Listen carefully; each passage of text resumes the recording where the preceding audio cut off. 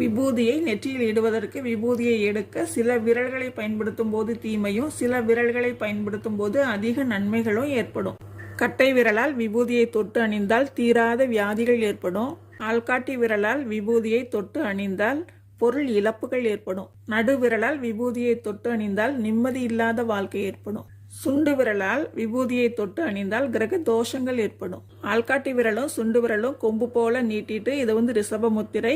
ரிஷப முத்திரையோட நடுவில் இருக்கக்கூடிய 3 விரல்களால் விபூதியை தொட்டு மோதிர விரலில் எடுத்து அணிந்து கொள்ளணும். மோதிர விரலால் விபூதியை இட்டு கொண்டால் உலகமே நம் வசப்படும். எடுக்கிற முயற்சிகள்லாம் வெற்றி அடையும். மகிழ்ச்சியான வாழ்க்கை அமையும். காலை நேரத்தில் கிழக்கு நோக்கியும் மதிய நேரத்தில் வடக்கு நோக்கியும் மாலை நேரத்தில் மேற்கு நோக்கியும் நின்று விபூதியை பூசிக்கணும். கோவிலில் பிரசாதமாக பெற்று விபூதி அணியும் போது சுவாமியை பார்த்து நின்று பூசிக்கொள்ளணும். நன்றி.